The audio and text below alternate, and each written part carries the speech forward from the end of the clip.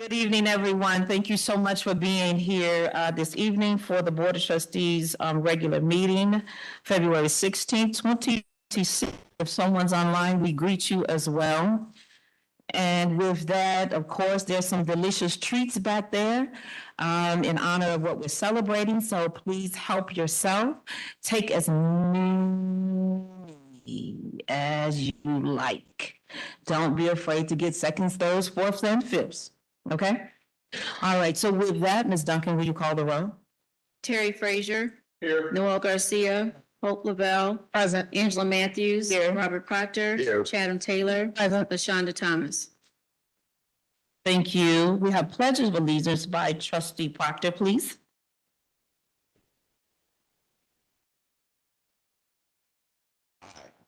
Pledge allegiance to the flag of the United States of America and to the republic which stands one nation under God, indivisible, with liberty and justice for all.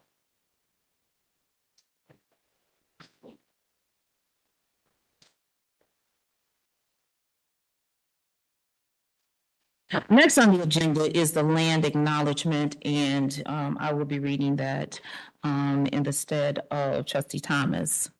Lansing Community College occupies the ancestral, traditional, and contemporary islands of the Anishinaabe, Three Fires Confederacy of Ojibwe, Odawa, and the Potawatomi peoples. In particular, the city of Lansing and LCC reside on land ceded in the 1819 Treaty of Saginaw. Moving on to approval of the January 26, 2026 regular Board of Trustees meeting. Is there a motion to approve? Chair Matthews, I move as stated. Thank you. It has been moved by Trustee Taylor and second by Vice Chair Frazier to approve the minutes of the January 26, 2026 regular Board of Trustees meeting. Is there discussion? Seeing and hearing none, Ms. Duncan, call the roll. Robert Proctor. Aye. Terrence Frazier. Aye. Noel Garcia. Angela Matthews. LaShonda Thomas. Hope Lavelle. Aye. Chatham Taylor. Aye. Motion carried. Thank you. Moving on to agenda item number 5. And before we get to the special presentations, I just want to recognize Lansing Community College as being bold and courageous in that we celebrate all persons on our college campus because we are family. We happen to be in Black History Month, and so we are celebrating that in this particular moment. We have two dynamic students that are going to address us in a very heartfelt and very compassionate poem that was created by them individually. So I'm going to turn over this special presentation moment to Ms. Tanya, who is the Chief Diversity Officer of our diversity area and program. Thank you. So good evening, Chair, members of the board, President, colleagues, friends, and community. Again, I'm Tanya McLean, Interim Chief Diversity Officer of Lansing Community College. In 1926, historian Carter G. Woodson launched Negro History Week, which later expanded into Black History Month in 1976. At our college and in our office, we value the voices and experiences of each individual in our community. And in recognition of this month, the Office of Empowerment is honored to share the voices of 2 LCC students. These students are using their voices to reflect, express, and inspire us. Through them, we will hear both present-day student voices and the echoes of Black voices from history. Damian Starks will recite an original poem, and Chanel Matsingill-Kelly has chosen a poem that reflects her thoughts during this time. Please join me in welcoming Damian and Chanel.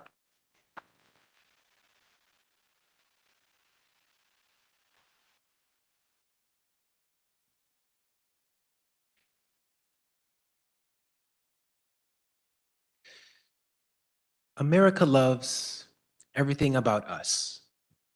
They love our food, seasoned with survival, recipes passed down through hands that were never meant to keep anything. But they don't love us. They love our style, how we turn struggle into swagger, how we turn confidence, how we stitch confidence out of nothing, how they can wear our pain like a trend and take it off when it is no longer fashionable. But they don't love us. They love our music, beats born from broken systems, melodies forged in basements, churches, and street corners, songs that carried us when nothing else would. They dance to our trauma, profit from our testimony, and still ask us why we're angry. But they don't love us. They love our slang, the way our words bend language, how our voices shape culture, how they can borrow our tongues without ever having to taste our struggle. But they don't love us. They take what was never theirs, rename it, repackage it, and sell it back to the world while we're told to wait our turn. They leave us behind, standing outside of doors that we built with our bare hands. They give us no recognition, only attention when it's convenient, only visibility when it's profitable, and only a microphone when they need our rhythm, but never our truth. We dominate their sports, bodies pushed beyond limits, excellence demanded but never rewarded equally. They praise our performance or fearing our presence, and they cheer our talent but deny our humanity. We are heroes on the field, but suspects off of it. We're forced to swallow their evils, forced to adapt to systems that were designed to break us, forced to be grateful for crumbs while they feast on our labor. And if we refuse, if we speak too loudly, if we ask for too much, if we demand to be seen as whole, we're told to fall in line or be left behind.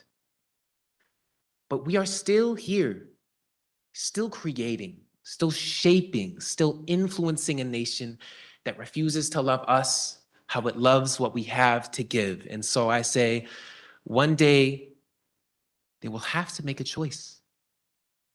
Love the culture without the people, or finally see us as more than just something to consume.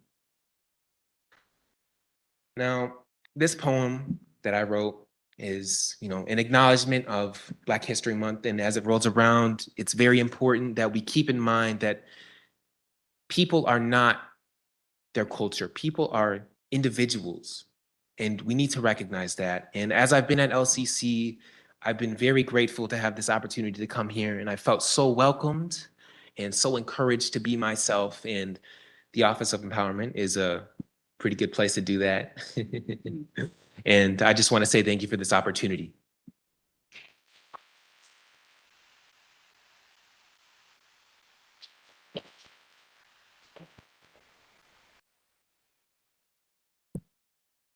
Hello, thank you, everyone. My name is Chanel, and today I'm going to be sharing a poem called Freedom by K.F. Anthony. Freedom is like the wind, dancing in midair, and precious as the petals that part from a flower. Freedom is the courage to be strong and the strength to be courageous. It's the voice of liberty. It's humanity's song. It's limitless and vast, spreading from sea to sea and sky to grass. Freedom is all who fought for America, red, yellow, black, and white. Freedom says all are precious in God's sight. Freedom is virality, strength, and grace. It gives justice a rightful place. I chose this poem because it celebrates the essence of freedom, a fundamental human right that's been fought for by individuals of all backgrounds. And as we honor Black History Month, we acknowledge the resilience and courage of those who have paved the way for freedom and equality, reminding us that it's a precious gift that belongs to us all. Thank you.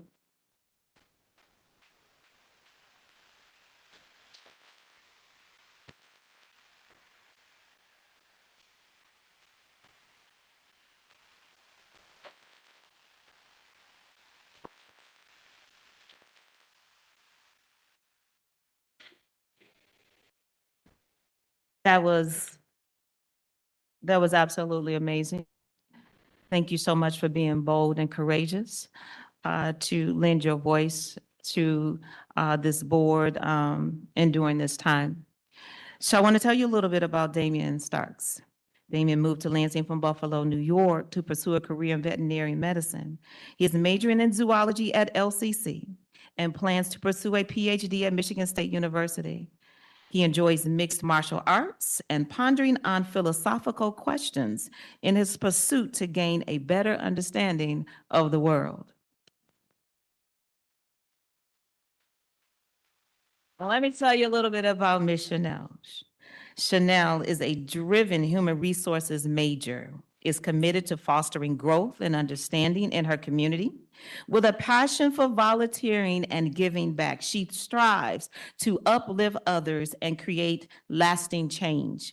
Through her studies and personal efforts, Chanel aims to use the power of her voice to make a meaningful difference in the lives of those around her.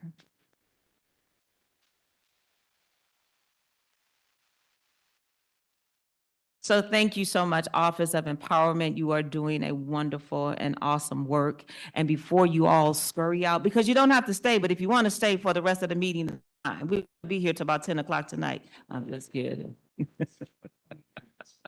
But what we would like to do, it would be an honor if you would allow us to have a picture with you. Is that okay? Okay, so Board of Trustees, if we would just gather really, really quick, Kevin will tell us what to do. We'll get this out the way. Take some delicious treats in the back with you, and thank you so much for being here tonight.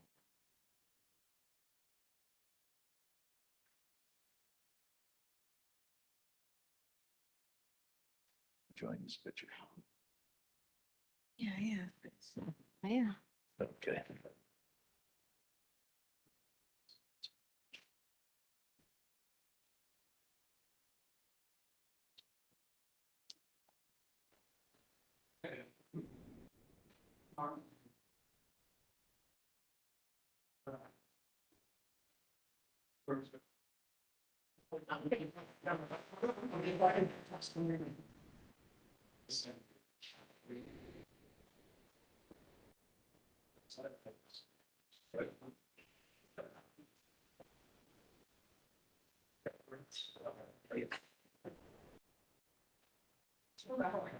Yeah.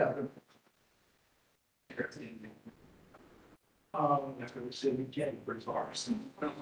But there's no. We go there. It's moving. I'm waiting for instructions.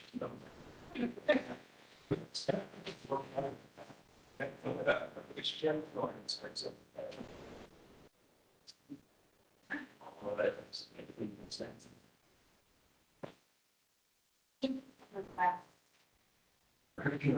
That's fine.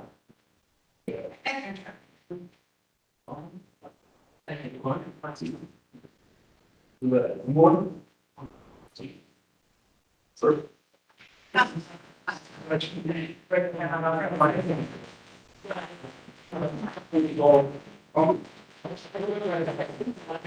our friend. Well.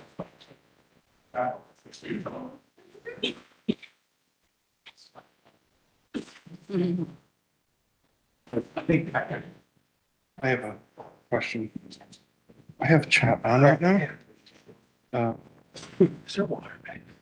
You can see.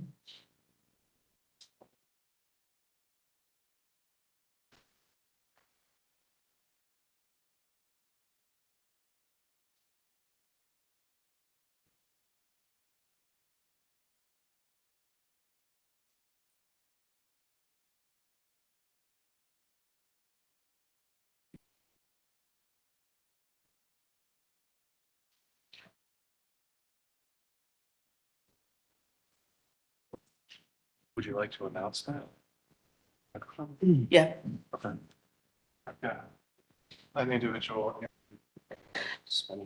Putting messages in the chat that might not be appropriate. So one thing that we do here at Lansing Community College is that we allow all voices to be heard without judgment, without being antagonistic, and without being demeaning and putting others down. That is something that LCC does not tolerate. We will not tolerate it in person, and we will not tolerate it online. So therefore, we are turning off the chat because we have some insensitive remarks that has taken place. And that is not who we are, and that is not what we allow.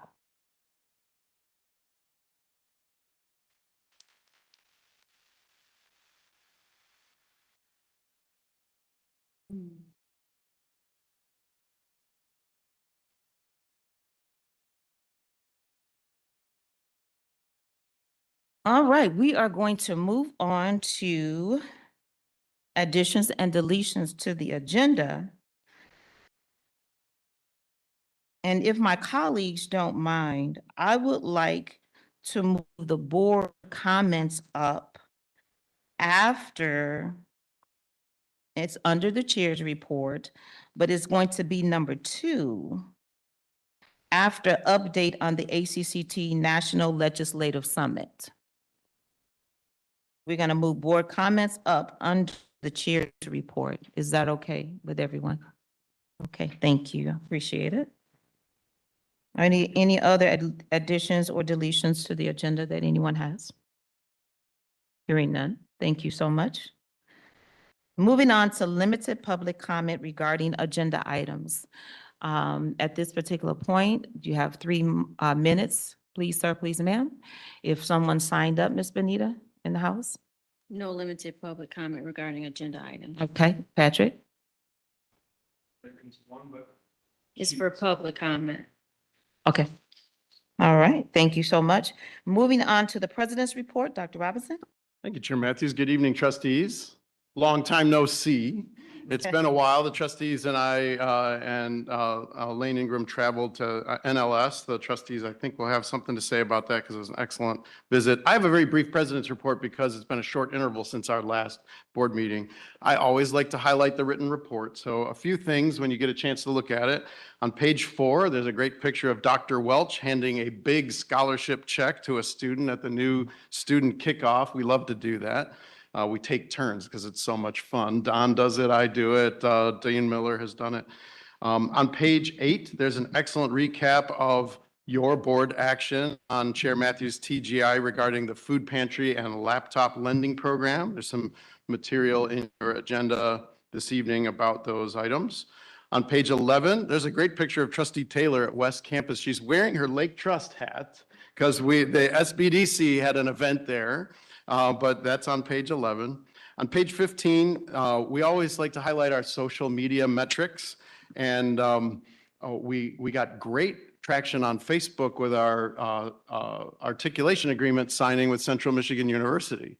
Early in my career, I never would have thought that it would make good television for people in suits to sit behind a desk and sign articulation agreements, but people like that. And our partnership with Central is certainly newsworthy. And then finally, on page 24, trustees, there's excellent coverage from our Office of Empowerment on the recent activities of some of our flagship programs, including Men About Progress, WISE, and Lucero.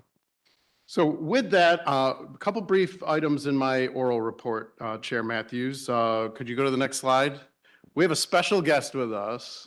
Our men's basketball coach, Coach Mark Ingram, celebrated a milestone. And Coach, could you stand up? I got a couple things I want to say, and I know the trustees will want to talk to me.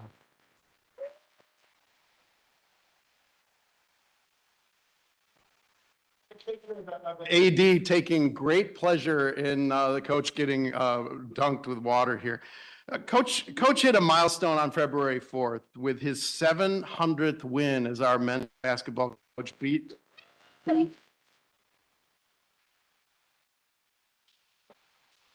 Michigan 100 to 76. Now, Coach has held the top coaching position on our men's basketball squad here at LCC since 1990. He has 19 MCCAA conference championships. He's placed 4th, 5th, 7th, and 8th nationally. He's been named MCAA Western Conference Coach of the Year 20 times. Region 12 Coach of the Year 4 times, inducted into the NJCAA Hall of Fame in 2017, the BCAM Hall of Fame in 2021.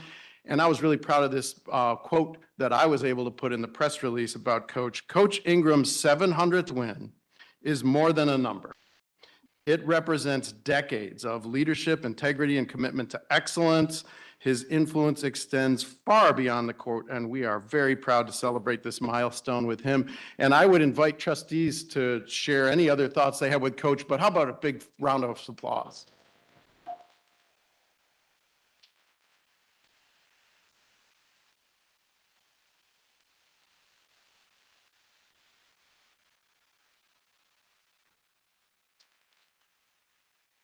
I think you wanted a picture as well. Maybe. Is that all right, Coach? You know we like pictures. So any comments first, and then I only have a couple other things. Comments and picture? I have been knowing Coach and his family for, it's been a long time. He was probably one of the first persons when I was attending LCC that I met, and Coach has been who he is all throughout. But not only that, a gentleman, encouraging. What you see is what you get with Coach. If it's here or if it's out, in the community, meeting him someplace, he's always going to have an encouraging word. He's going to have a smile. And he's just always going to want, the best for you. So thank you so much. You knew me when I was a student here, just a little thing coming up from, the west side of Michigan. And so to be here to celebrate you and all that you have done, you are so worthy of it. You are so deserving of it. And thank you for hanging in there with Lansing Community College and not going anywhere else, because they was after you, but you said no. You stuck here. So for that, thank you so much. Thank you to your wife. Thank you to your family for allowing us to be a part of his journey.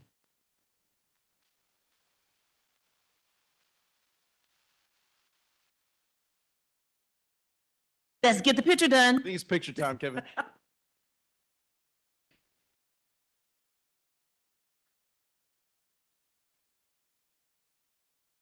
Got that amazing blue on for house. This is what we will be Where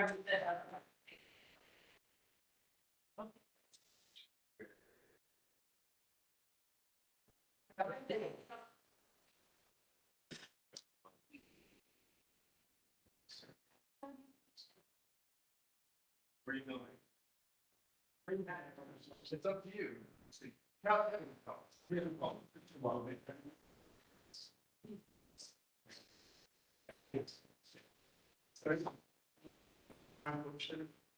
That's the tall guy.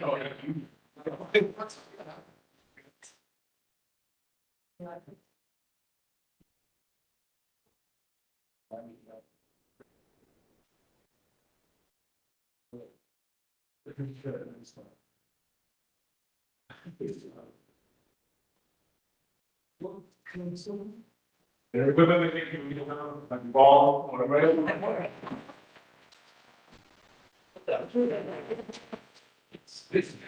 Oh, there you go.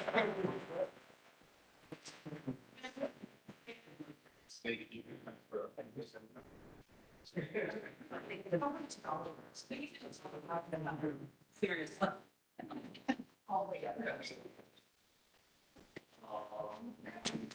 And here we go.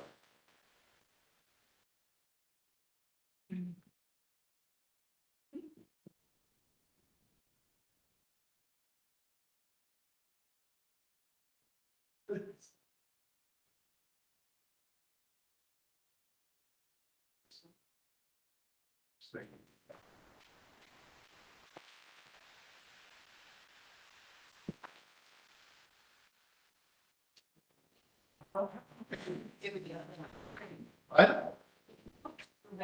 Okay.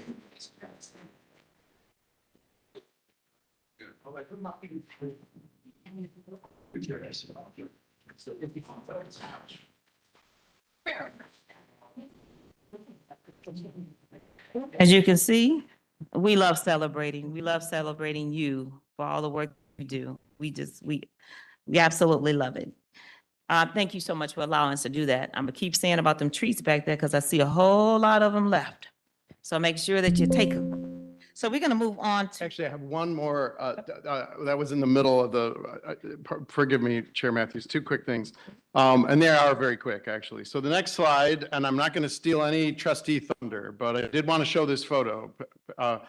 Patrick, the next, we've got the hype, students have a cool hype video about Coach. So can we play that one? Yeah.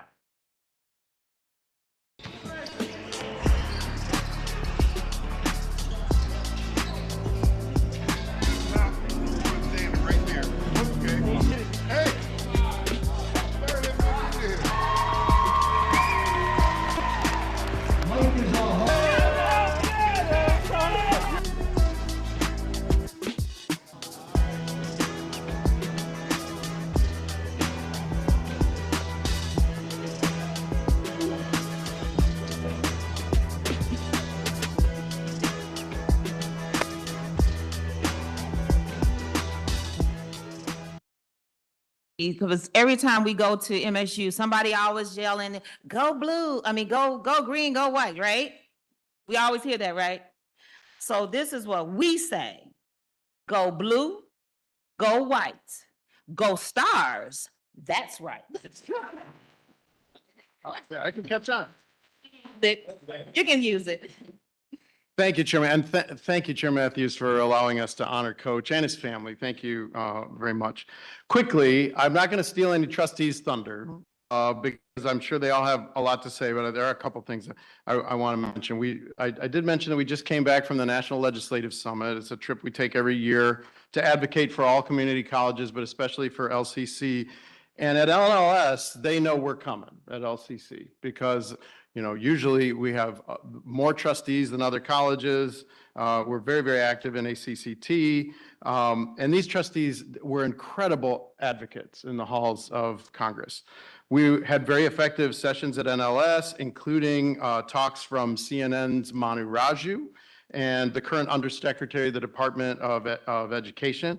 And as always, Ron Ham did an excellent job of helping us navigate the halls of Congress. That's good. I also want to call out Lane Ingram, Chief of Staff in my office, who helped us present the federal agenda to staffers and elected officials alike. So I'm going to leave my comments about NLS there because I think trustees will have something to say. But this is a picture I took with my phone that was in front of the Capitol. I used an AI chatbot to add the flag. But I like how this picture came out, so I want to share it wherever I can. And then last, Chair Matthews, this is a save the date. I have communicated this to Benita Duncan. We just firmed up that we will be the host location for this year's State of the City address here in Lansing in the newly renovated Dart Auditorium. It's a good use of our space. The date is March 18, 2026. We don't have a precise time to start, but they have reserved the space from 6 to 8. When we do get the specific date information, I'll get that to Benita Duncan. She'll send it to the board. And obviously it's open to the public as the State of the City. And then last, I always end the President's report, Chair Matthews, with our new employees, new members of the LCC family. We call this a star is hired, the folks who have joined our team. Are there any of our new employees who are with us here tonight? Could you both stand up and be recognized? Could you tell us your name?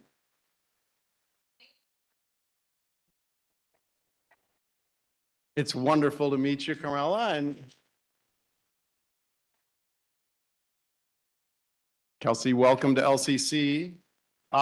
We always tell new employees, new teammates, the same kind of joke at the board meeting. You are welcome to stay for the whole board meeting, but you do not have to feel obliged to say. But I do think it's required, Chair Matthews, that they take some treats, right? Yes. Welcome to LCC, and thank you for being here because the trustees do enjoy meeting our colleagues. And with that, Chair Matthews, that's my president's report. Dr. Robinson, great report. Moving on to consent agenda items. As you can see, AB, A is for the 2026-2027 course fees, mechatronics program. B, Board of Trustees employees. C, change order request, HVAC and plumbing, supplies pool. Cooperative purchase, network access switches, invitation to bid, the X-ray machine, sabbatical leave, and sole source purchase. Colleagues, is there anything that you desire to remove from this consent agenda for discussion? Seeing and hearing none, is there a motion to approve the consent agenda as it is? Thank you, trustee Garcia. Is there a second? I'll second. Thank you, trustee Lavelle. So it has been moved by trustee Garcia and second by trustee Lavelle to approve the consent agenda items with A1, B1, and 2, C1, D1, E1, F1, and G1. Any discussions? Hearing none. Ms. Duncan, call the roll. Terrence Frazier. Aye. Robert Proctor. Aye. Tatum Taylor. Aye. Hope Lavelle. Aye. Angela Matthews. Yes. LaShonda Thomas, Noel Garcia. Motion carried. Thank you. Moving on to trustee-generated idea and initiatives. There's A for the laptop lending program expansion update, and then there's B for the visitors access update. Dr. Robinson? Thank you, Chair Matthews. So in the packet, trustees, you have, as the chair indicated, A and B. Let me make a couple of comments, and I have teammates here who are able to answer questions. Going in order, you'll recall that when you passed the trustee-generated idea that allocated $500,000 to the food pantry and $200,000 to the laptop lending program, I mentioned that we would be bringing I called that the what. What are we going to do? And I told the board that we would then come back with some how. How we were going to operationalize the action that you had taken. The more straightforward of the how was under A, the laptop lending program, which you indicated would be an expansion of the laptop lending at West Campus and for our TRIO program. The team has put together the how about how that would work. It's in there, and we're prepared to do the food pantry next month to bring that to you. And the reason we're doing this is to make sure that how we are implementing this is in keeping with the spirit of the motion that you passed before. So with that, unless Provost Welch has some comments about it, I think that the document kind of speaks for itself, and we're here to answer any questions that folks might have. On A. On Robin, this where we're gonna go. I'll defer to the distaff side. As I added up the figures for the laptops and the associated costs, there's a remainder of $44,800 roughly. Is that for the staff person to carry out the responsibilities of handling the distribution of the laptops? Yes, we're going to give that money to ITS so they can have a person that can do the imaging for the laptops. The library has money within their budget that they're able to get a full-time person versus a part-time person. So we're going to give ITS that fund. They'll hire someone prior to the fall semester. It takes a lot to get the laptops ready, and they don't have enough staff to do that in ITS. So what additional duties that are referenced that this position will have? Oh, well. I think in the material, let Yep. me restate that. In addition to handling the distribution of the laptops, there will be some other duties that the position will perform. Can you identify what those might be? Not at this time. We have to write the job description for it. Thank you. Trustee Lavelle? So, thank you, trustee Proctor. My questions are along the same lines as as trustee Proctor's around the full-time employee. Is there a plan around sustaining this person's salary past our initial $200,000, or is it going to be included in the budget for this other department thereafter? So the last bullet is the one that you're referring to, the full-time. Mm-hmm. That will go through the FY '27 budget process. And if approved, it's a full-time regular position. It's not dependent upon this funding. Okay. It's through the library's budget. They have enough money to pull a couple pieces together to get a full-time versus a part-time position right now. Okay. Thank you. Any other questions on item A? Let me just thank the team for doing that. And again, just as a preview, this is one portion of the how for what you did at a previous meeting. And next month, we'll bring something similar on the food pantry. The team's actually working on that right now. So with that, Chair Matthews, next on your agenda is an update on Trustee Taylor's trustee-generated idea. And just to refresh everyone's memory, in the report that was generated for Trustee Taylor's idea about visitor access and building access, there were a list of planned steps that facilities and auxiliary services indicated were underway. And we pledged as part of that conversation to bring them back at regular intervals. That's, I think, on page, I don't have a page number, but it's the visitor access update 40. And there are 6 items, and I asked the team to put them in a grid where we could check them off as completed or in process with some updates. So that's what you have there, and I think all the teammates who are able to speak to this are here if there are questions. Trustee Taylor? Just have a comment. I just wanted to, again, thank you guys for giving us updates. And I see that there's 3 completed items on here. And so I'm excited to go to the website actually for to see like how the visitors can easily access and search and all that stuff. So I just wanted to say thank you. And I'm looking forward to the video intercom stuff and the update on that. So. Thank you, Trustee Taylor. I want to thank my colleagues for your bold and courageous and thoughtfulness of the monies that were allocated to the food pantry and the laptop lending program. It's noteworthy as well as it's needed. And so thank you so much for doing that. And then again, thank you to Dr. Robinson and your team for the needs analysis, for just laying everything out so that we could see how the students will be helped through these 2 initiatives for those allocated dollars. So thank you so much. Appreciate that. Don, welcome. Good to see you. And thank you for your work with all of, breaking everything down and, letting us know that the funding was available to, to even have the conversation and to move forward. So thank you and your team for your work. Oh, we're moving on. Is that okay? We're going to move on to monthly monitoring report. You might as well stay on. Thank you, Chair Matthews. Well, fortuitously, you recognize Don Wilski. He's got a couple of pieces here. First, under monthly monitoring report are the monthly financial statements. And I would ask Don if he has some comments about financial statements, and then a little preview.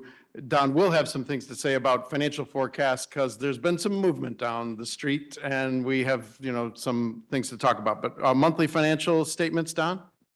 7 months into the fiscal year, we're moving well financially, thanks to 2 things. On the revenue side, the increase in enrollment over last fiscal year, both in the fall and in the spring. And earlier in the year, higher interest rates on our investments. However, that's beginning to trail off now since the Federal Reserve has had several lowering of those rates during this current fiscal year. And as far as expenses are concerned, we always do our best to control them. Be happy to answer any questions. Trustee Proctor? Thought I heard my phone, but it wasn't. Mr. Wilski, but first let me direct my attention to our Chief Diversity Officer. It's going to sound like a broken record. You haven't been here that long, but I always ask this question about what's happening with diversity. So on page 45, Mr. Wilski, that last paragraph, Exhibit 13, talks about the Office of Empowerment being 12.9% under the projected budget at this time. So that is ongoing with the creation of this office in my experience. So as I asked all the time, either in the development of the budget or at this process where we assess our spending versus what we budgeted, what is happening that's not being done that we budgeted money for? It's primarily position vacancies. That, we budget for each position, these full-time positions. As you well know, we have a vacancy factor that we also build into the budget. But basically, it's just the hiring process and the amount of time it takes to fill a vacant position when it comes open. Okay, So that's the thank you. biggest thing, because roughly 2/3 of our budget is salaries and benefits college-wide. Thank you. Madam Chair, if I may direct a question to our Chief Diversity Officer. It may be unfair, but given the Dear Colleague letter of a year ago Certainly. on Valentine's Day, and the recent decision by the Department of Education to not go forth with this appeal, what might be the impact on what you do as the Chief Diversity Officer, if any? If any. I believe that we've already established what LCC believes for diversity, equity, and inclusion. We're going to continue with that. That has not changed.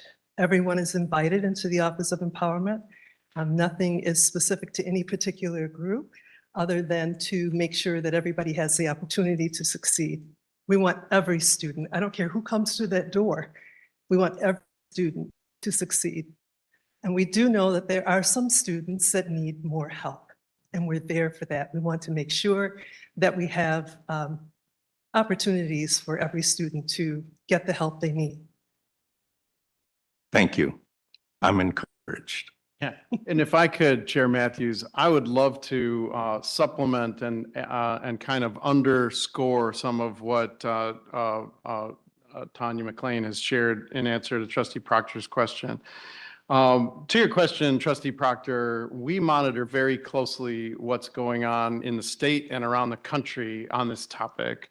And I'm very proud to say that Tanya McLean is currently working with an external consultant in a mentor-mentee relationship with someone you know very well, Dr. Paulette Granberry-Russell, who is the president of the National Council of Chief Diversity Officers in Higher Education.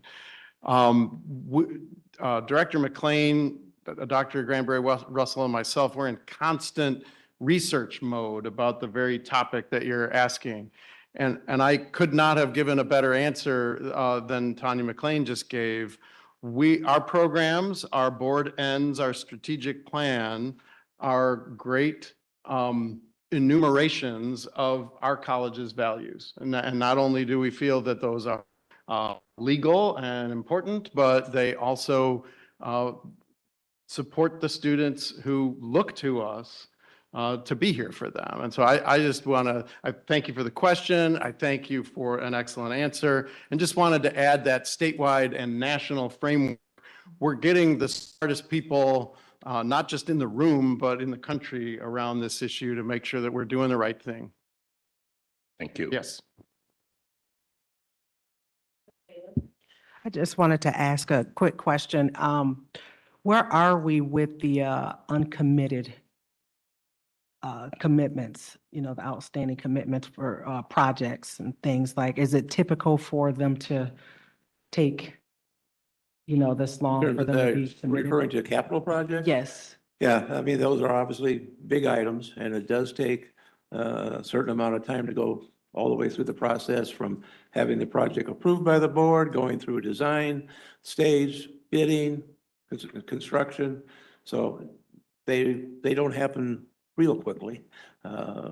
Obviously, it depends on the magnitude of the project. If, you know, you're looking at a $1.5 million project, or you're looking at a $7 million project. It's going to take a fair amount of time to finish them.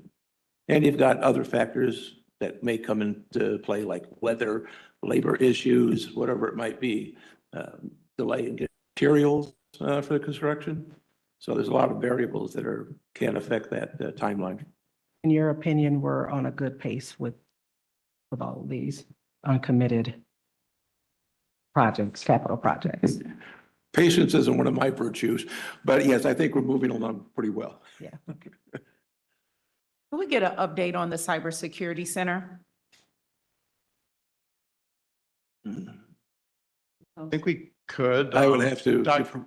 defer to my colleagues on that. Dr. Samuel and your team? Sure, we're moving right along with the Cybersecurity Center, and I'll have our Executive Director of Administrative Services, Chris McCursey. He can give you an update as to what's going on over there, but I know we're very close and it's looking really good. Thank you. Good evening. So project-wise, from a facility standpoint, we're in the closeout process. So we're getting documents. So, you know, 99% of our work is done, and we're in the process of turning this over to the dean at the West Campus and them beginning to do instruction in that space. So there's always a few punch list items, but I'm pleased to say that we're the very, very end of that for us and just doing closeout documents, as builds and boring stuff like that.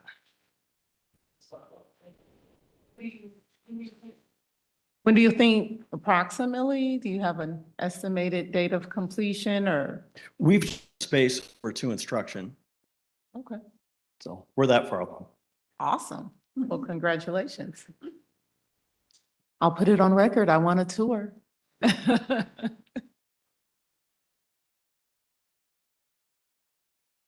Next, Chair Matthews, on the topic of our values, the next item under monthly monitoring report is the monthly police department report, an example of transparency, community engagement. Chief is here. The report and the data are in your packet, as they are every month. I always take this opportunity to say this is a best practice and case study of transparency in policing. And so the transactions and the citizen contact reports are listed in your board packet, and the chief is here if you have questions. Any questions, colleagues, for the chief? Seeing and hearing none. Okay, thank you, Chair Matthews. And last, on monthly monitoring reports, we work on a 2-year budget forecast. Don and I have been in close contact about late breaking news, and Don, why don't you come to the podium to share where we're at with the financial forecast? And you have a slideshow, right? Yes. Okay, Patrick, does he not have your slideshow? Is it the same? Is it the same one you got me? I can send it to Patrick. Okay, let me quickly get it to you, Patrick.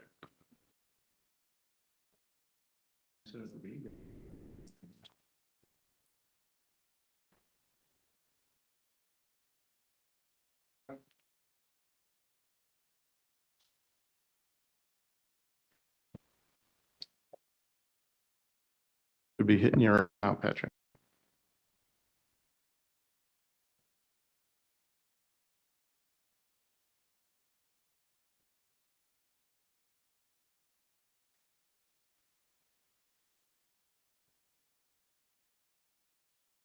My apologies for the late document delivery, Patrick.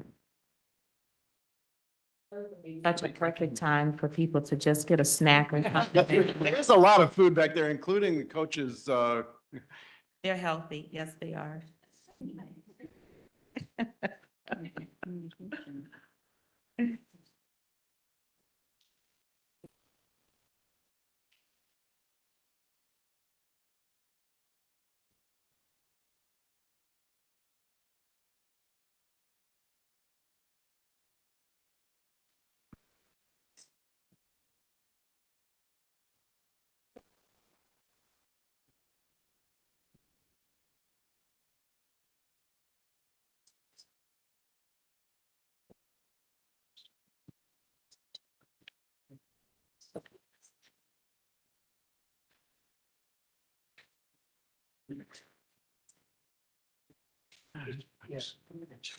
Thank you, Patrick.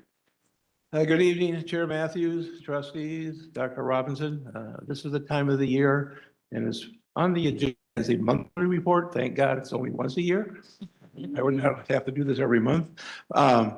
Yes, at this point in time, on our annual calendar, this is where the board is required to have a presentation on a 2-year financial forecast. One of our previous trustees, Trustee Buck, used to refer to this as the crystal ball presentation, and which quite frankly, at this point in time, it is. It seems to every year get a little fuzzier than it was the year before. And this year, due to a variety of things, is no exception. Okay.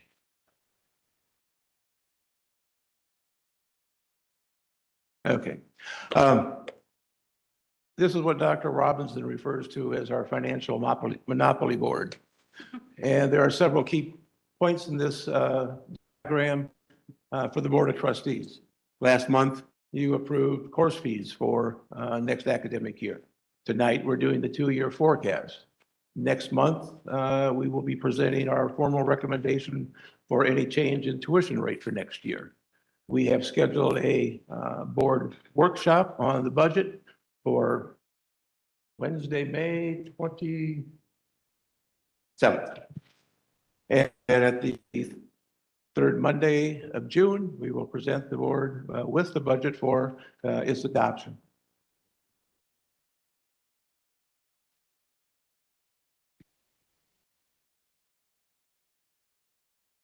So we begin at the very highest level, what we're looking at.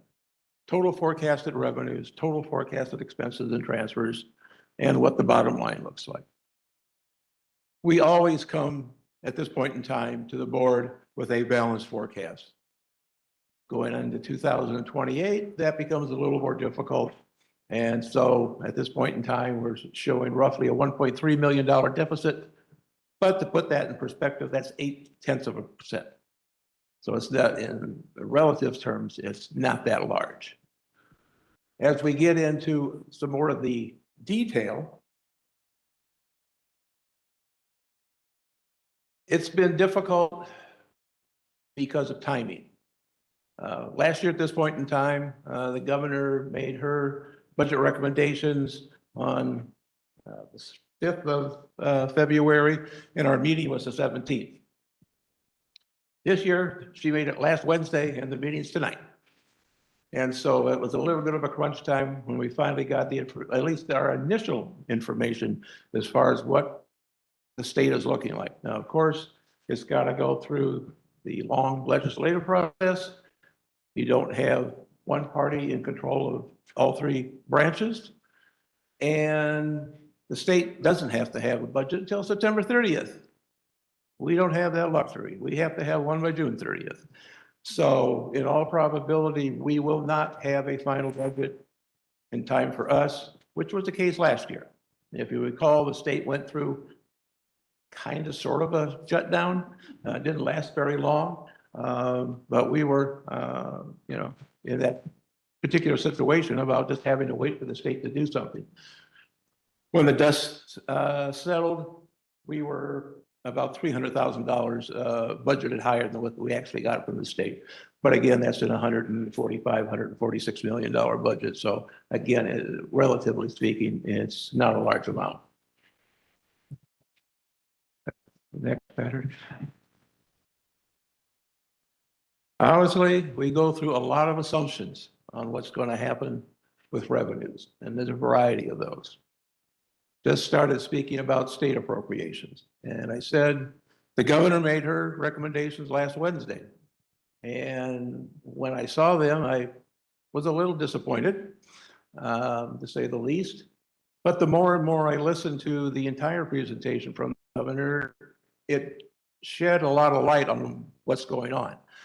And because of federal legislation, there's roughly $92 million of costs that are basically being transferred from the federal government to the state government in the areas of Medicare, et cetera. And that puts a obviously a burden on the state. In January, the revenue estimating conference was held.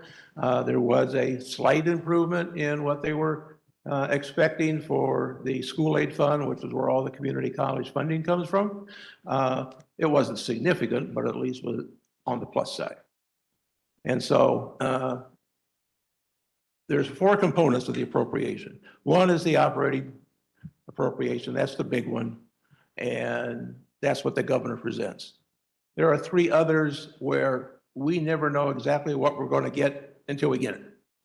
It's the Renaissance Zone, the replacement tax revenue, and also for the pension system, MIPSers.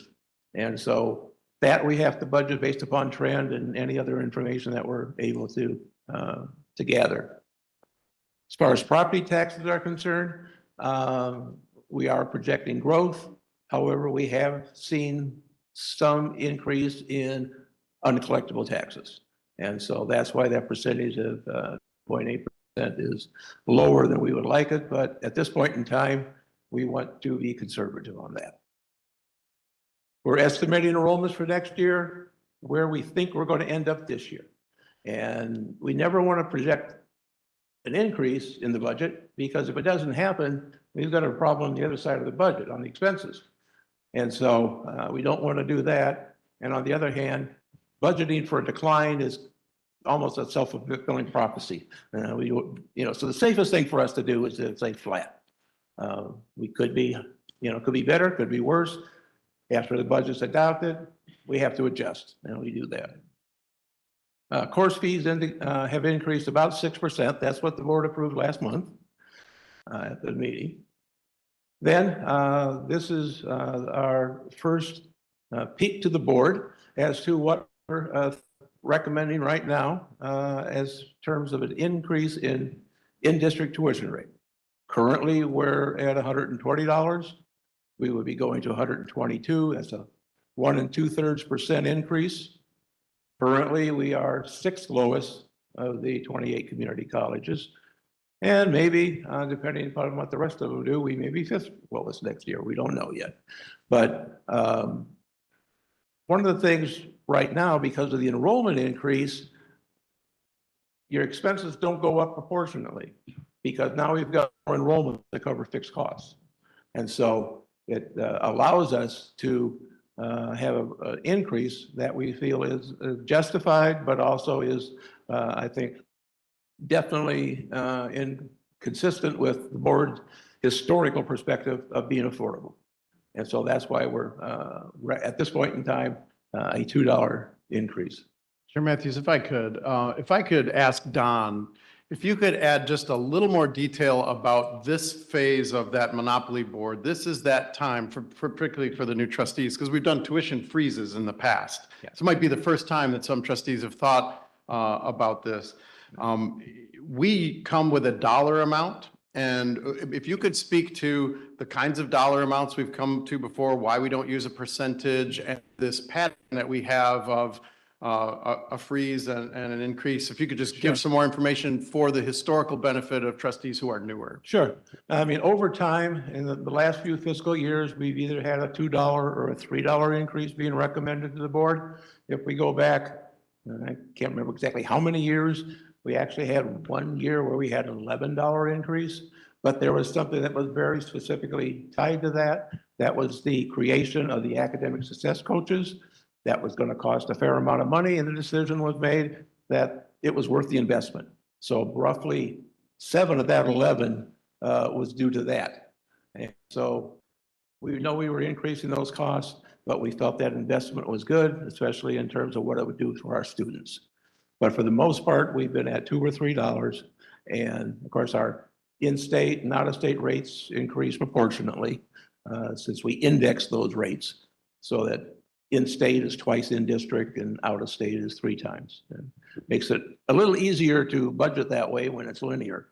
And so I appreciate that. And the other thing about the tuition in terms of the timing of it, revenue side, there's only one thing we can control.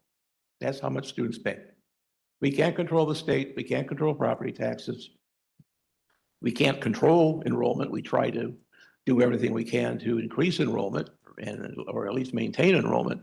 But the only thing that we can take constructive action on is tuition and fees. And so we're at that point in time right now to start looking at that between now and the meeting in March.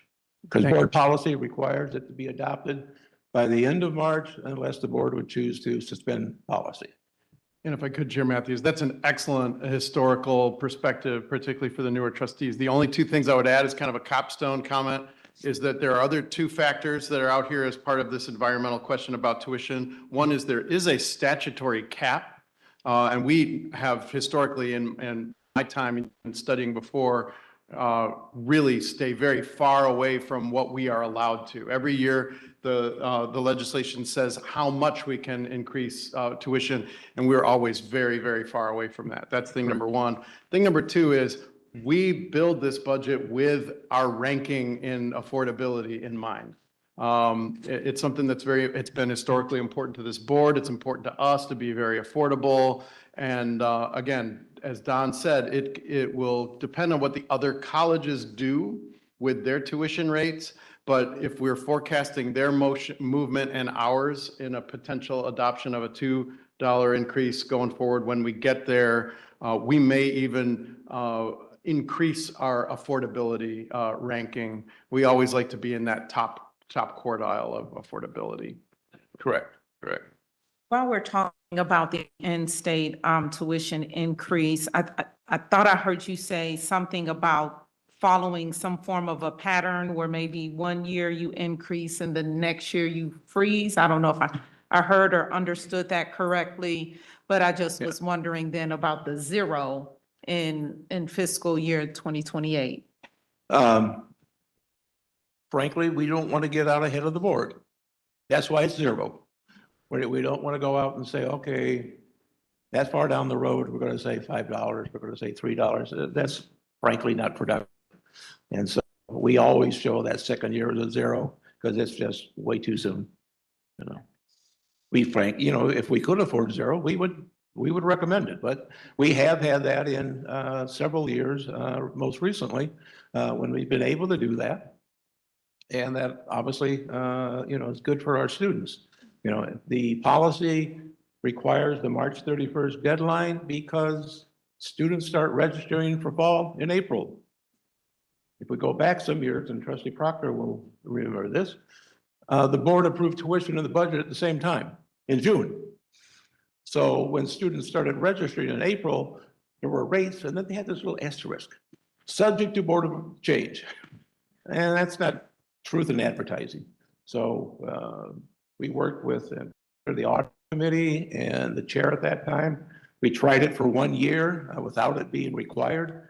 And then the next time, Trustee Proctor led the policy review process, we incorporated that in the current policy. And so it helps students know what they're going to do in the future.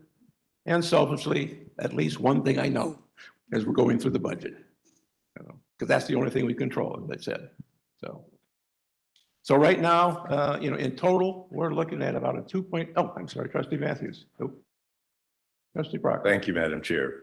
I think you may have answered my question, Mr. Wilski. It was, at what point in the year are you comfortable that we have enough data to forecast what enrollment might be in the upcoming semester and how that might equate with what our tuition should be? That's a good point. We're at that point right now in terms of where we are at the spring semester. And I think we're at 6.2% increase, I think, in billable hours. So we have a level of comfort. Now, there could be something that could happen on a national basis that, again, no control, that could have a definite impact. If you go back to the pandemic, that created a problem for everybody. That was beyond everybody's control. But at this point in time, now we think that's a good direction to go. But it's a balancing act with all the various factors. So everyone understands, I was chair of the board when we had the $11 increase. And as Mr. Wilski indicated, it was for a specific purpose. But it was a 4-3 vote, and that was close. I'm not going to call on Dr. Fall to say, did the extra $7 make a difference in student completion and retention? I'll ask that question now for an answer later, okay? Fair enough. Trustee Matthews, you had a question?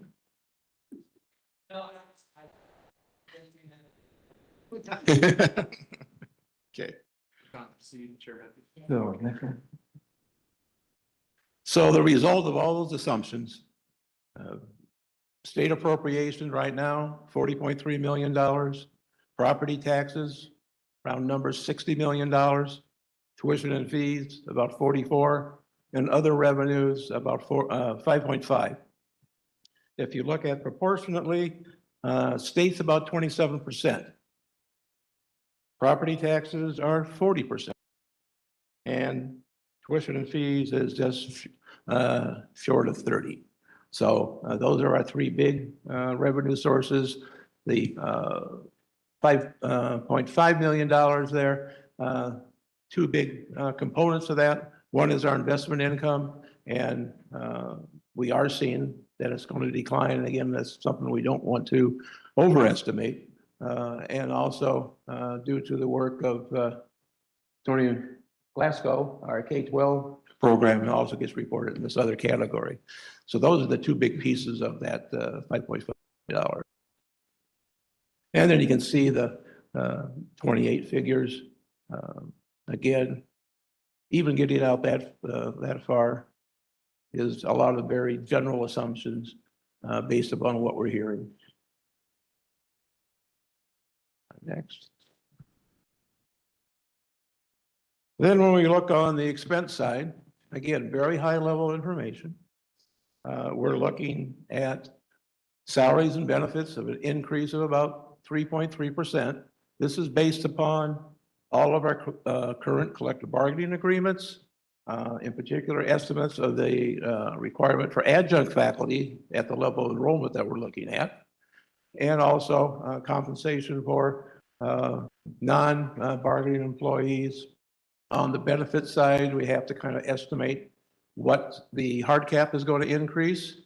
We should have that information towards the end of March. So that'll give us, again, additional information to make assumptions on. And so we end up with about 3.3% overall increase in salaries and benefits. Services and supplies, a little higher increase, 3.5. One of the things is we have multi-year commitments. We have a multi-year custodial contract. We have a multi-year contract for roads and grounds. We have multi-year contracts for IT software. We know what those numbers are going to be, so that's already built into these numbers. And so that's part of the increase. And just in general, there's inflation. Some things that the college purchases have been impacted by tariffs. And so it's at this point in time, it's our best estimate, but we're going through the more detailed process with the executive leadership team and their staffs. The last category, scholarships, grant match, transfer, debt service, and contingency. Scholarships, we increase that at the same rate as we increase tuition. So we don't fall behind on the scholarships for students. Contingency by practice is 1% of total revenue to provide for a cushion in case there's something very significant that happens that nobody could foresee. We hope it doesn't happen. That's the good thing. But if it does, we've got a way to accommodate it depending upon the magnitude of it. But it gives us some flexibility. So again, expenses transfers increased 2.9%. And again, given a balanced budget. And then in 28, as I mentioned previously, 0.8% deficit. Again, $1.3 million is not insignificant as an absolute, but in relative terms, it's small. Next, Patrick. So these are the numbers that are produced with all of those assumptions. And you'll see in FY '27, we've kind of hit a milestone. This is the first time we're projecting salaries and benefits over $100 million. Obviously, that's a big number. That is 68% of this total. And we're usually in the 67, 68% of the total budget for salaries and benefits. You know, we are a people company, basically. That's why we're here. The increase in service and supplies, that's about 18% of the budget. And the last category is about 21% of the total budget. But again, everything is driven by salaries and benefits. And so that's the main thing that we, have to control. Again, as I mentioned in the previous question, those salaries and benefits are reduced by what we estimate to be a vacancy factor. You don't budget every position 365 days, 7 days a week, because it's never going to happen.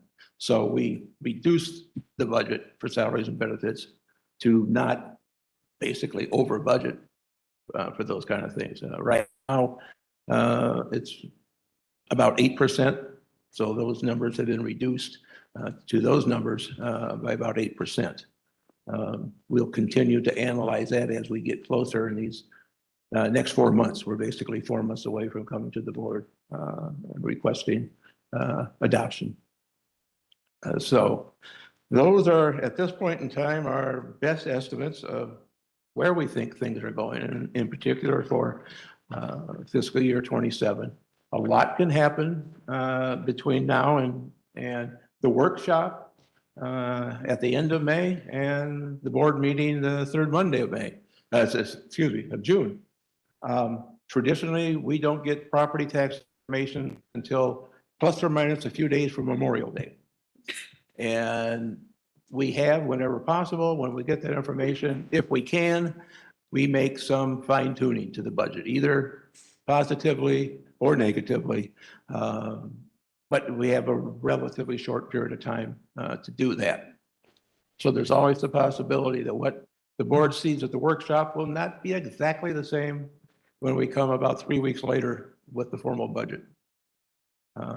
But our internal process started about the third week of January, and ELT members have their deadlines to get information in, and then we'll begin reviewing those. We try to wrap it up internally by around May 1st to get prepared for the workshop, because after we come up with the priorities, it takes a while to pull all that together and make a presentation to the board. So that's kind of our deadline, if you will, for wrapping numbers up. But again, it can still be fluid. So that's the best I got. Happy to answer any questions.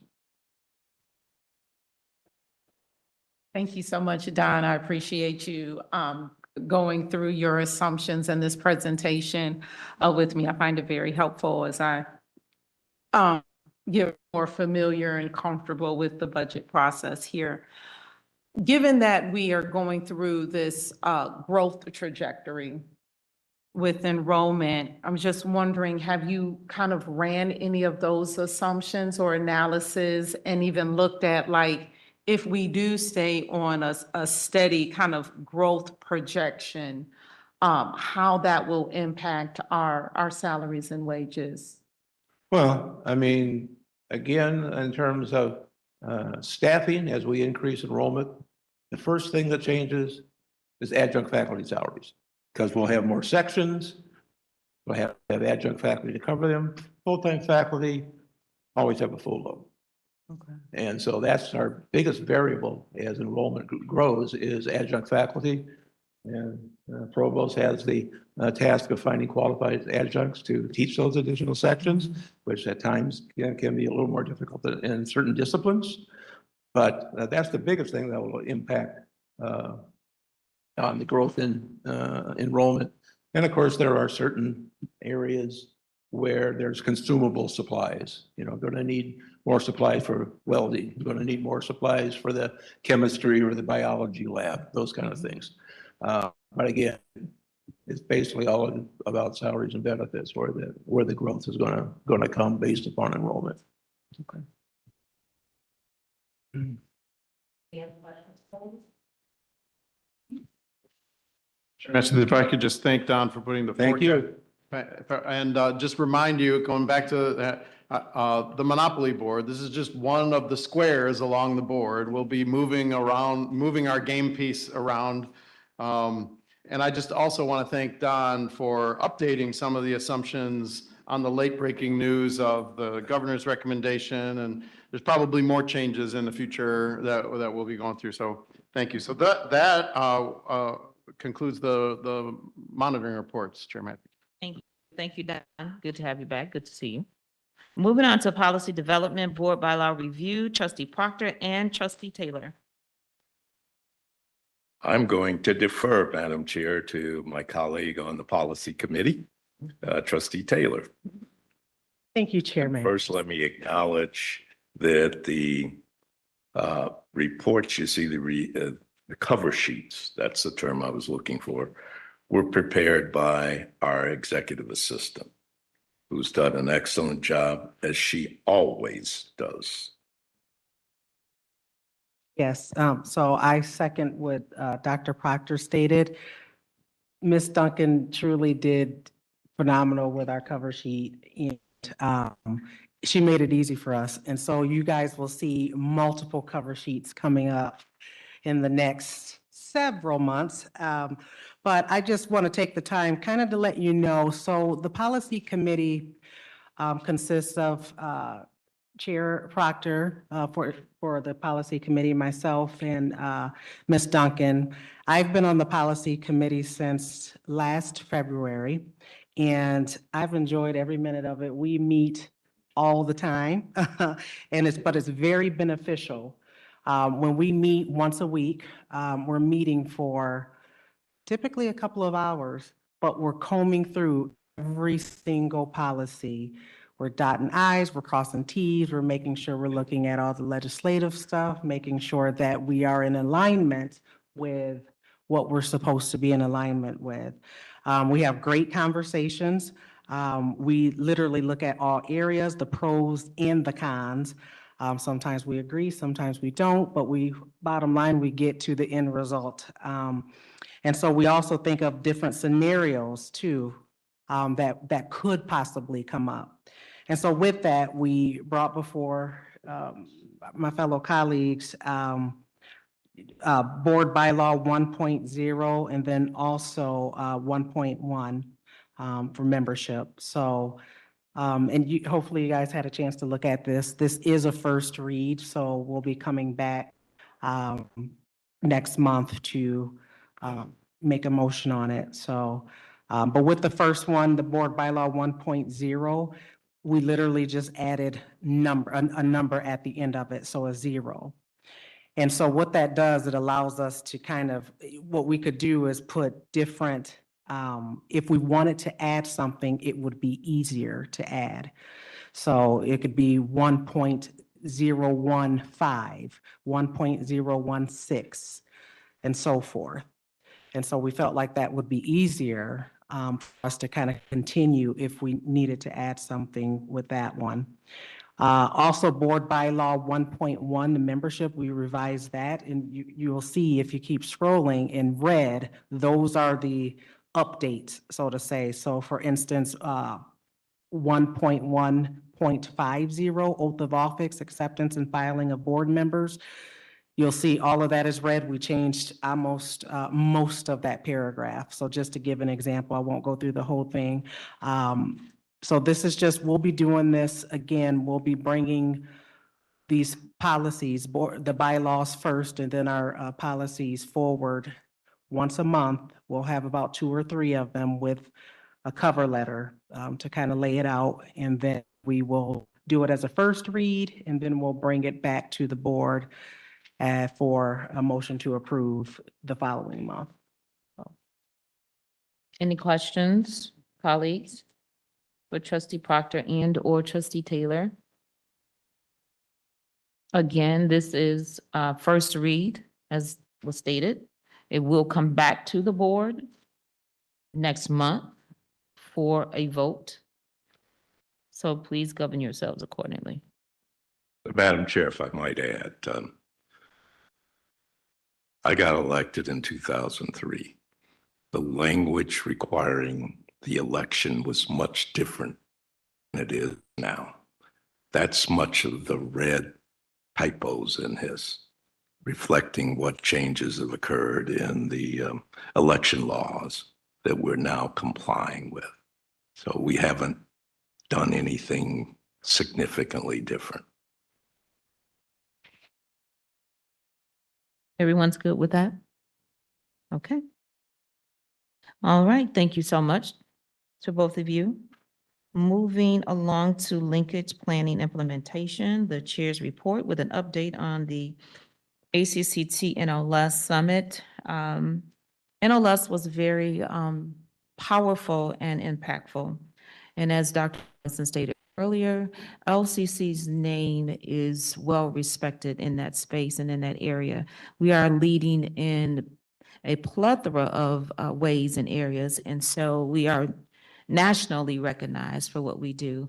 I would say my colleagues, the collaborative effort that we put forth in our presentation to our legislators was noted. And it was just really a great opportunity for us to show ourselves as a unified force. Thank you, Lane, for all of the preparation that was done, Dr. Robinson, Dr. Glasgow, and Ron. Lane, the rock star. Got to give it to you.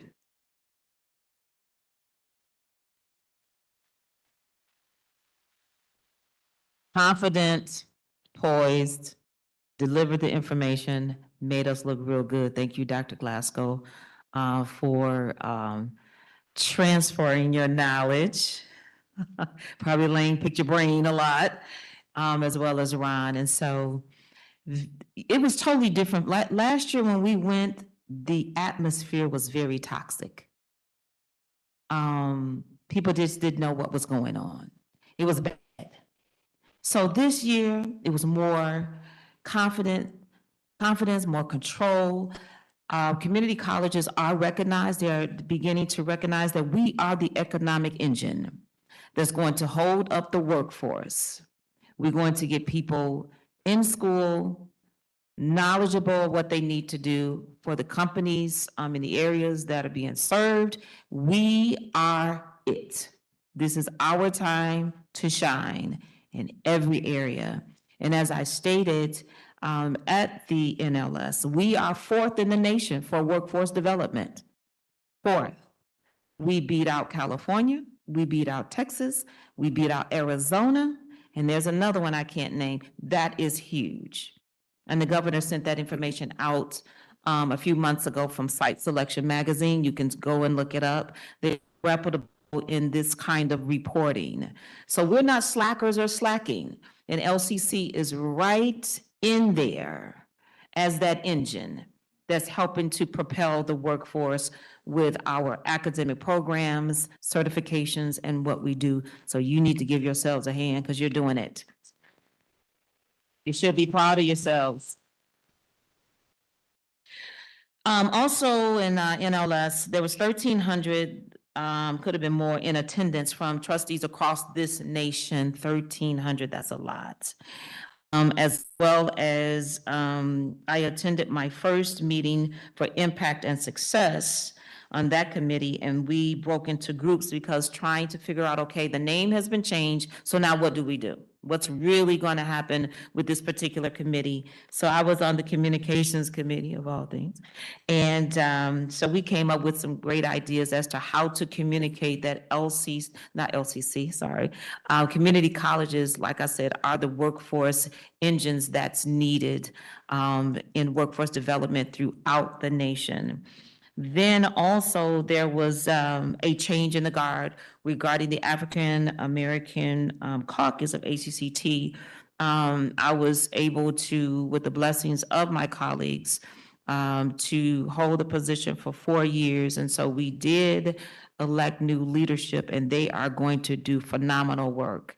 And so sometimes you just need to know how to pass the mantle so things can move forward.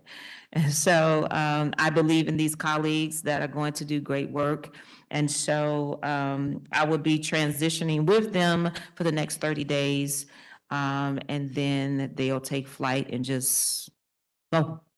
So that was great. And I know all of them, and they're great persons. The other thing that I wanted to mention is the Change Makers event that's this Wednesday.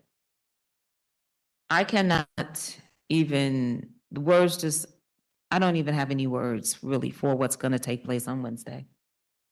It's historical. It's going to be awesome and amazing. There are over 300 persons that are coming, inclusive of community leaders, just community members, so on and so forth. So I would encourage each of you, if you can be, to be at that historical moment, because LCC is making it happen. We do appreciate Trustee Aboud, who, it was his trustee generated idea, number one. Number two, it was his dollars that helped to propel what's going to take place on Wednesday. It is magnificent, it's awesome and amazing, and we get to do it first. So you'll hear more about that later. So I'm going to acquiesce to my colleagues about NLS. I'm going to do a round robin from Trustee Lavelle all the way down around to Trustee Proctor.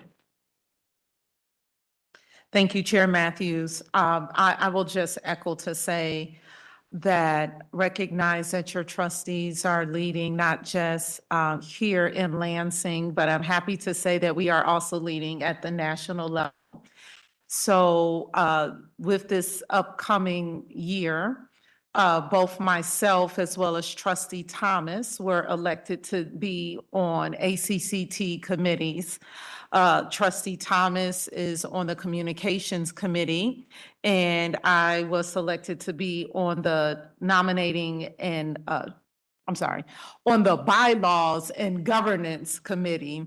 And so had our first meeting, which was just really insightful. We talked about everything from looking at the investment policy statement for ACCT to interview questions for incoming and incumbent board members. So a great conversation.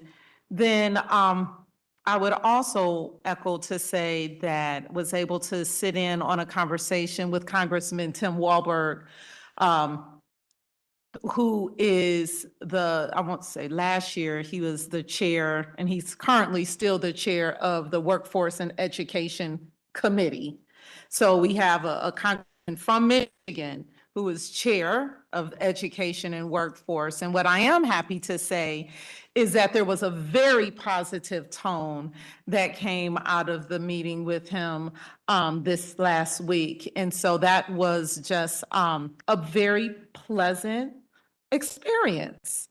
And so, just keep your ears open to more things to come. And just furthermore, and I'll wrap up, is that we just had some really great conversations around workforce Pell. They're just finalizing that, preparing for the 7/1/26 drop and firming that up. And they're expecting, the administration is expecting to hit that deadline. And if anything, they punted and said, are y'all gonna be ready? Right. So fun time in DC.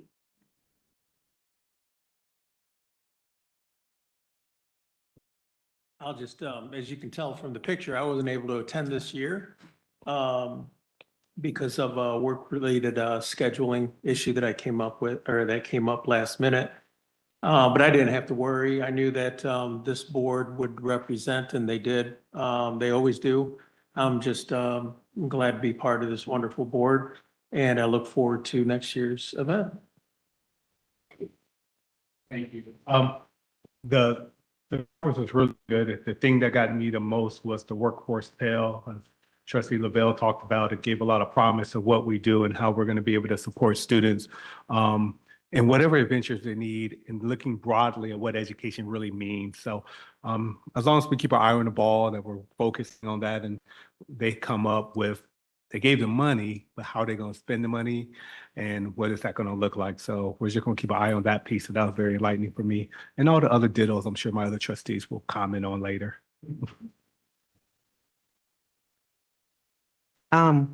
Try not to cough in between. I'm excited to talk about our NLS trip, and it was, again, nothing but incredible. We had a chance to walk the hill and literally advocate for our students.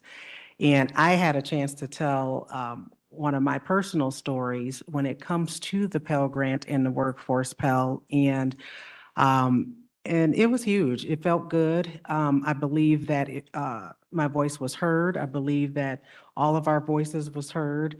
When it comes to the Pell Grant and the Workforce Pell, it really hits home for me, just because I was a recipient of that. And it was a struggle for me back then, way back then. And so what I did, and I didn't do this there, but I looked up our, for our specific region, our 2025, 26 census, and it was through the Michigan Department of Health and Human Services. And I just want to just really quick lay out some of the stuff from the survey, because it shows how much we were needed in those rooms. We were needed to spell out the need for the increase in the Pell Grant, and how the stackable workforce Pell, the short-term Pell, is so crucial for some of our students. So one aspect or statement in this census survey, the respondents were asked management of financial aspects of returning to school. So what they mean is, what were you thinking about? What was that financial aspect and that decision-making factor for when you returned to school or went to school for a certain program? The response was 63% said student loans helped them, while the next highest stated, 35% stated they worked in a previous career while attending nursing school, using their earnings to pay for school. 39% used personal savings to pay for school. So I think about those returning adult students, or the students who they want to be a nurse, right? Or they want to level up in their current career. You know, they want to go from management to executive level. That short time certificate, that phlebotomist, that CNA, that, you know, that person who's looking to level up. What this Workforce Pell will do, what Pell Grant in general will do. There's so many other programs I can think of. I stick with nursing because that was once a dream of mine back then. But I think about that, and I enjoyed sitting in with Alyssa Slotkin, Senator Alyssa Slotkin, and Gary Peters, and it was a joint meeting, but it was very informative. That's usually the one where most of the Michigan colleges join together. But I just wanted to make sure I shared those, because I'm excited to see where LCC goes with this, and what we do with the program. We're already doing great with our programs and the way that we're stacking them and all that stuff, and the short-term certificates and things. So when it comes to the Workforce Pell, I'm just excited about it. And I just want to say, I believe there's only 32 more days till spring. I just wanted to throw that out there. So hang in there, because I'm hanging in there. So. Thank you, Madam Chair. I don't have anything to add. Dr. Robinson, are there just copies of this? I refer everyone in this room to read this federal agenda that was put out by LCC. We've talked about workforce, but we had 4 programs we highlighted, and Lane can fill you in on all of those, as well as Dr. Robinson. So We have extra copies of the federal agenda, and we left them everywhere in the nation's capital. That's great. Thank you, colleagues. Truly appreciate all of your voices and your experience and what you shared. I'll just tag on that there is something called the House Community College Caucus.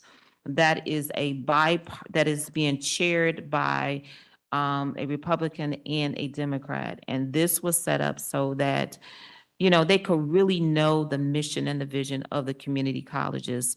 And they can get better, you know, acquainted with why we, and my word is stomp on the heel so hard and advocate for education. The other thing is that we have people now speaking at ACCT who have attended community colleges. So it's not a thing while they're hiding it anymore. A couple of years ago, there was a speaker there that says by 2040, if you do not remain relevant, your doors will be closing. By 2040s, we are here at 2026, 4 years from 2030. So, you know, that's a real thing, and LCC doors will not be closing because of the work that you do. So thank you so much for that. All right, so we will move on. Any other comments? We will move on to unfinished, I'm sorry, board report, foundation board report, Vice Chair Frazier and Trustee Garcia. Thank you, Madam Chair. Quick report today, not because of a lot of work being done by our committee. We have scholarship applications closed up 33% from last year with 1,274 scholarship applications. Wow. We have a lot of volunteer reviewers, 141 of those, working hard right now, reviewing all these scholarships. And the goal is by the end of the month to have some awardees announced. The Lansing Exchange Club donated $6,000 for the Exchange Club Annual Scholarship. And the last bullet point I have is to make it quick and easy for registered student organizations, RSO, and athletic teams to raise money. The foundation can now accept Venmo, which is a huge success. And so far, we've received almost $1,000 through that Venmo application. So thank you very much, Kathy, for the report. Okay. All right, moving on to unfinished business, seeing there's none. Moving on to new business, seeing there's none. Moving on to public comment. If you have signed up for public comment, there's 3 minutes. Please, ma'am and or sir, govern yourselves accordingly to 3 minutes. Okay, thank you. Okay.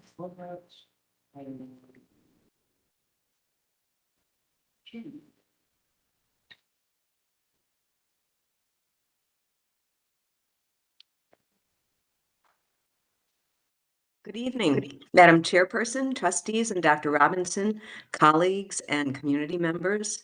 It's been a few months since I've had the opportunity to attend, and it's great to see everybody. I have some really wonderful events to share that are being presented by the Arts and Sciences Division this month, and I'm going to actually start off with the one that's furthest away. It's in early March, but it's a very special event, first time fundraiser that we're doing featuring our wonderful music faculty in concert to raise money for the Music Scholarship Fund for our students.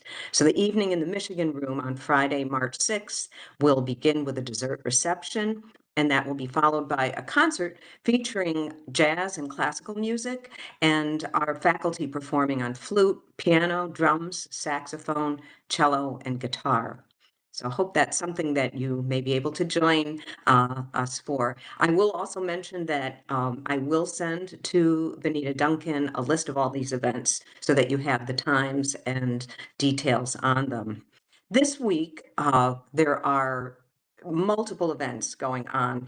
On Friday night, we open the Brothers Grimm Spectaculathon that's directed by Blake Bowen. That is in the Black Box Theater. That will run for 2 weekends. And it is a wild romp through all 209 of the Grimm's fairy tales as told by 2 narrators and several actors. It's appropriate for ages 11 and up. And that's in the Black Box Theater. Also Friday night, as well as Saturday in Dart Auditorium, is the LCC Jazz Band performing with guest artists, the Happen Dance Professional Dance Company. This is the third year in a row that we've held this concert, and the dance company choreographs and performs several pieces to the jazz band's big band music. And then finally, brand new this year is Big Steam on Saturday. Like its younger sibling, Steam Fest, Big Steam invites students to experience STEAM-related fields through a wide array of activity rooms in the Arts and Sciences building. That will be Saturday from 11 to 1 p.m. And whereas STEAM Fest is for kids, for students grades K through 6, Big Steam is for 7th through 12th graders. It's coordinated by Kirsten Wright, who is faculty in geology. And she's also, by the way, the featured guest on this week's release of the LCC Connect Inside LCC podcast that I'm having the pleasure of hosting right now. I also will mention, it's not Arts and Sciences Division, but I do want to mention that on Thursday evening in the Michigan Room is the annual Malcolm X Symposium. As I'm a member of the Black History Awareness Committee, the committee is presenting that under the Office of Empowerment. That is from 5 to 8 p.m. And that will feature a variety of student presentations, performance, and a panel exploring 100 years of Black excellence. So I look forward to seeing you at whatever you're able to attend. Thank you so very much. Thank you, Melissa. Appreciate you. Okay, no other public comments. We do not have a closed session. So we are going to adjourn, but before we do, I just want to leave you with something. And it's a famous quote by M.L. King. He says, "The time is always right to do what's right." And given where we are in these unprecedented times, it calls for doing what's right. With that, Trustee Proctor. Madam Chair, before you adjourn, I have two items I want to reference. One is last month, we approved our calendar of events. Yes. But it didn't include an opportunity to have a retreat, one or two. That's highly recommended by all those organizations that we associate with. And I suggest we add that to our calendar. Secondarily, Mr. President, I've been seeking an organization chart of Lansing Community College. I don't want to see any names in any positions. I just want to see how we're organized. And I think that has impact on the budget. What positions are we filling? And taking into consideration the vacancy factor, how much of that money that we're proposing to spend is going to salaries, the 68 to 70%. Okay. Thank you. Okay, is there a motion to adjourn? Do you want to stay here all night? Our business is finished, so we can leave. But I move we adjourn. It's been moved by Trustee Proctor and second by Vice Chair Frazier that this meeting of the Board Trustee regular meeting is adjourned. All in favor say aye. Any opposings? We are adjourned.